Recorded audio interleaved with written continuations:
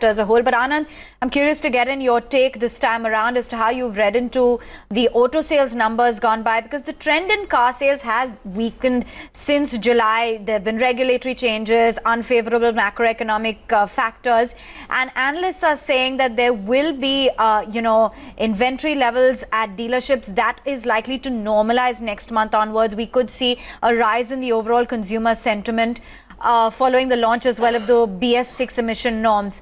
What are you penciling in for the auto sector? More pain ahead or not? Well, there, at least for the passenger car segment, there is no, no particular thing that will change in the next 3 months. Obviously, December is seasonally a weak quarter because of the fact that there is a change of calendar. But that has also been exaggerated a bit this year because of, as we alluded to earlier, the lack of financing availability from the NBFCs. And most auto sectors moves on the basis of finance. So if consumer finance becomes tight or unavailable, obviously that will affect the numbers.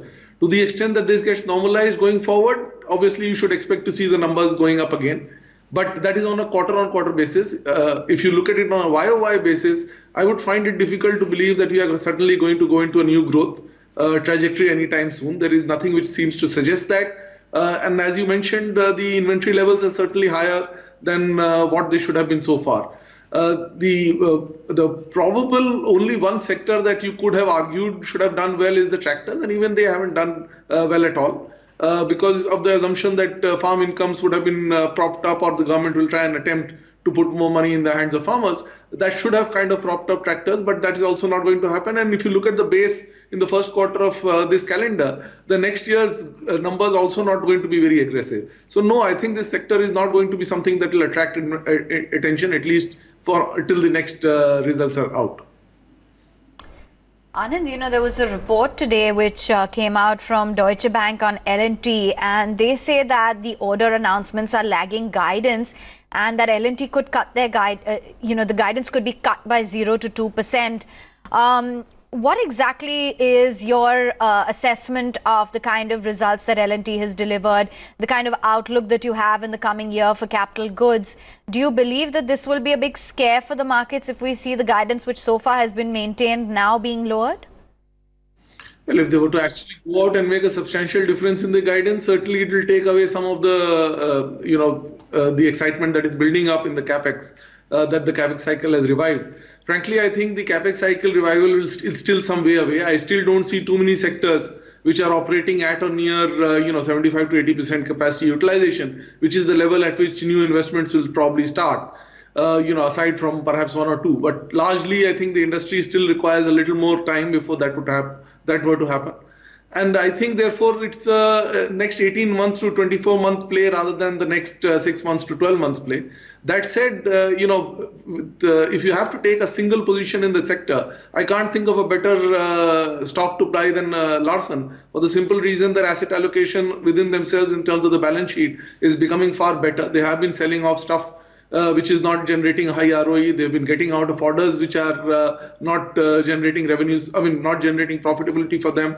So overall, I think it's a much leaner, trimmer company than it was, let's say, even 12 months ago. And I expect that situation to improve over the next 12 months as we go on. So even if the orders were to get delayed a little bit, I think, as I said, if you take a 2 to 3 year view, there is no reason why among anything that you would buy in infrastructure, Larsen should not be your best bet. Recovery in the markets flattered to deceive. Now we're back at 10,787, 370 points down on the Sensex as we speak, and a lot of those rate sensitives like metals, real estate, and even banks to a great extent seem to be weighing down. Metals really seem to be written off. A lot of brokerages as well are fairly negative. Prices are likely to remain under pressure. The global backdrop for metals as well is perceived to be fairly challenging for the year ahead. What is your take, Anand? Would you remain circumspect on metals? Well, there is only one driver for commodities in the world, and that is China. So if China's growth slows down, everything else is a waste of time. China, I don't think, is doing anything great in this current 12 months, the next 12 months or perhaps even longer. Until that were not to change, I don't think anything is going to drive commodity demand in a manner that's going to make a substantial difference to the prices on the upside. We've already done too much in terms of the country, in terms of putting import barriers. Frankly, if that were to be revised, and I think it should be revised downwards, we will be back to gloomy days for metals. By and large, sector to stay away from. Okay, China is the big dominating factor. By and large, steer clear when it comes to metals. Well, Happy New Year to you, and thank you, Anand, for taking time out and joining in with your market take.